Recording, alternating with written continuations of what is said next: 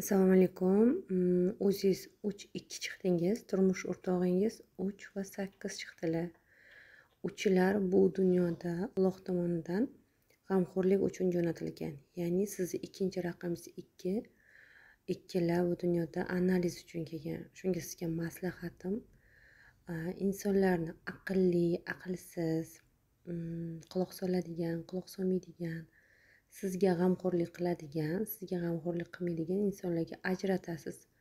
Undan tashqari sizni tushunadiganlarni yaxshi ko'rasiz va sizni tushungan insonlarga mehribonlik ham qilasiz.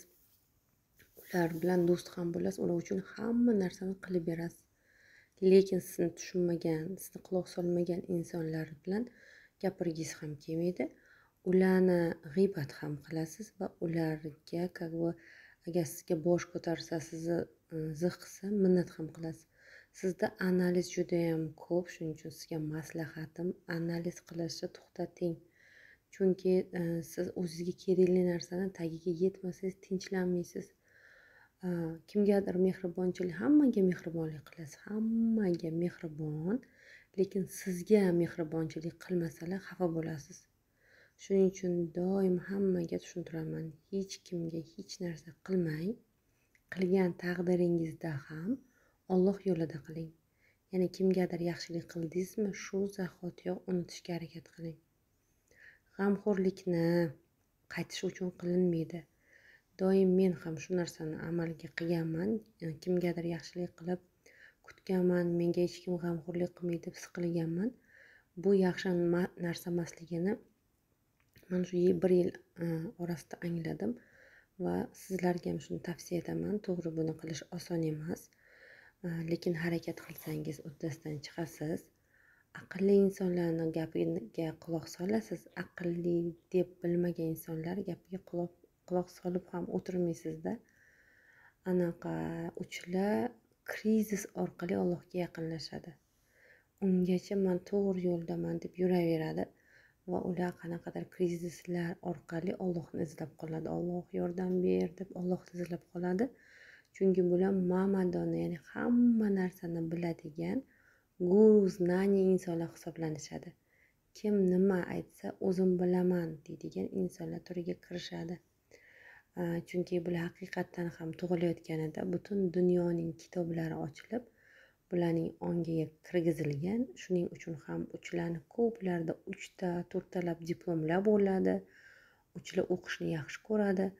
Agar sizlar o'qishni yaxshi ko'radigan insonlar bo'lmasalaringiz, bu ham bejizga emas, chunki sizni oilangizda qanaqadir muhitlar evaziga sizni qiziqtirmagan yoki sizni o'qishga qo'ymagan, endi men bilmayman, lekin uchlar o'qishni yaxshi ko'radigan insonlar turiga kirishadi. Minusda uchlar uyquchi va ko'p gapiradigan insonlarga aylanishadi. Lekin bitta maslahatim, juda ham ko'p narsalarni xohlaysizlar, orzu qilasizlar, lekin turib bajarishga dangosa deydi, men bilmayman. Turib bajarmaydi-da uchlar. Bajarsa ham yarim yo'lgacha bajaradi. Chunki uchlarni ongi shu qaysi xohishi bo'lmasin, qaysi orzusi bo'lmasin, uni o'sha ongida aylantirib, uni oxirigacha ham ko'rib biladi-da orzularini. Shuning uchun ong o'ylaydiki, men bajardim deb o'ylaydi. Uchlarga maslahatimiz, hamma narsani struktura bilan ishlaganligi uchun даже oddiy tabletkalarni ham ichishdan oldin instruktorini o'qib keyin ichadilar. Ular даже oilada ham hamma narsa joy-joyida bo'lishi kerak. Hamma narsa sistema bilan bo'lishi kerak-da uchlar uchun. Hamma narsani bilaman degan gapni chetga qo'yib, hamma narsani Alloh biladi, men hech narsani bilmayman degan iborani ko'proq qo'llashingizga to'g'ri keladi. Agar mana shu iborani kun davomida qo'llab, kim nima o'rgatsa yoki kim nima o'rgatmoqchi bo'lsa, men bilaman, menga o'rgatmanglar deyish emas-u, uni quloq solib odamlarni tushunishni o'rganish kerak. Tushunish orqali bilimlaringizni sotsangiz bo'ladi, chunki uchlarda juda ham ko'p bilim bo'ladi. Endi kimdadir ochiq bilim bo'ladi, kimdadir yopiq. Qaranglar, mana kimdir talanti ochiq bo'ladi, uni qiliqlaridan, o'zini tutishidan uni talantini ko'rsa bo'ladi-da. lekin bir xillarda talant yopiq bo'ladi, uni o'z ustida ishlab chiqarish mumkin. Uchlardan juda ham kuchli diktorlar, suxandonlar chiqadi, chunki ular juda ham chiroyli gapirishni bilishadi. Shuning uchun agar sizlar bilaman deb qo'yib odamlarni tushunish orqali bilimlaringizni sotsalaringiz juda ham millioner insonlarga aylanasizlar. Faqatgina bilaman deganingiz uchun ham Alloh sizlardan uzoqlashadi. Shuning uchun ham uchlarni faqat krizis orqali Allohga yaqinlashadi deyilgan. Agar hozirgacha sizlar bir ikkita uchta krizislarga duchor bo'lgan bo'lsangiz, bu menimcha yaxshi. Bu degani o'sha ko'zlaringizni ochinglar, hamma narsani Allohdan bilib, faqat Alloh uchun xizmat qilishga o'tinglar degani. Agar siz odamlarni tushunishni o'rgansangiz, mana shu orqali bilimingizni sotsangiz, hamma narsani Alloh biladi, men hech narsani bilmayman iborasini ko'proq qo'llasangiz, sizdan baxtli, sizdan boy odamlar bo'lmaydi.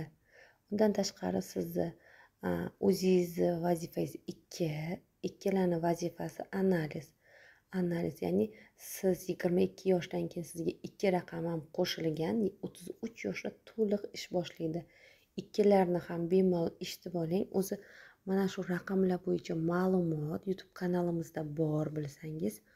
Uchlar uchun alohida, ikkilar uchun alohida, 8lar uchun alohida videolar yasab qo'yganmiz. Uni eshitib bo'lsangiz, u yerda to'liq ma'lumotlar berilgan.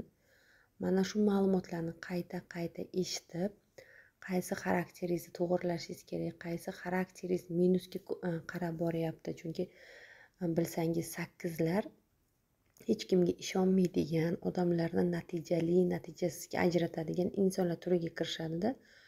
Ular natijasi bo'lsa ishlaydi, gapiradi, kim bilan bo'lishidan qat'iy nazar, natijasi yo'qlar bilan vaqtini ham ajratib o'tirmaydi. Bular odamlarga ishonishmaydi. Ishonch bularda juda ham kuchli, chunki 8lar uchlar bu dunyoda g'amxo'rlik uchun kelgan bo'lsa, 8lar bu dunyoni, materialniy dunyoni boshqarish uchun kelgan. Materialniy dunyoni bilasiz, pul deysizmi, yer, hamma narsani boshqarish uchun kelgan. 2lar ham 8lar ham xotira kuchli bo'ladi. Agar sizlarda xotira yaxshi bo'lmasa, xotira ustida ishlasangiz, xotiralaringiz sizlarda kuchli. Siz 2-3 kun ichida qaror qabul qilish kerak. 3 kundan oldin yoki 3 kundan keyin qaror qabul qilib o'tirmang, u noto'g'ri bo'ladi. Keyin odamlarni tushunishib, hammani tushunishni ilojsiz, chunki hammada har xil xarakter bo'ladi. Hamma insonlarni boricha qabul qilishni o'rganing. Turmush o'rtog'ingizni ham xarakterini qanday bo'lsa shundayligicha seving va shundayligicha qabul qiling. Turmush o'rtog'ingizga qanaqa munosabatda bo'layotgan bo'lsa, biling, bu munosabat sizni ichki olamingizni ko'rsatib beradi. Chunki turmush o'rtog'imiz bizlarning anaqa ikkinchi ustozimiz bo'ladi. Qarang, turmush o'rtog'ingizga maslahatim.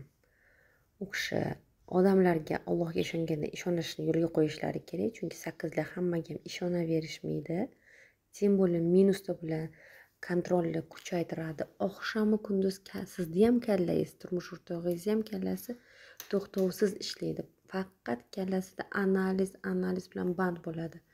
Shuning uchun hamma insonlarni boricha qabul qilinglar va har bir inson qanaqa bo'lsa shunaqa insonlar ular yoki plyusda yoki minusda bo'lgan, lekin ularni o'zgartirish imkonsiz. Shuning uchun odamlarni boricha qabul qilishni o'rganing. Hozirgacha krizisga tushmagan bo'lsangiz, bu yaxshi, hali ham barvaqt. Krizisga tushmaslikni xohlasangiz, hamma narsani Allohdan bilib, nima bo'lishidan qat'iy nazar, hammasi Allohdan deb bilib, yaxshi tomonini izlashga harakat qiling. Yana ham to'liq ma'lumotlarimiz raqamlar haqida yozib qo'yilgan. Mana shu ma'lumotlarni eshitib oling. Qayerdadir tushunmasangiz, savol bersangiz, tushuntirib berishga harakat qilamiz. Nima orzularingiz bo'lsa, hammasiga erishib, baxtli bo'lib, Allohning eng sevimli raqami bu 3. Alloh sizni qo'llab-quvvatlashini Allohdan so'rab qolamiz.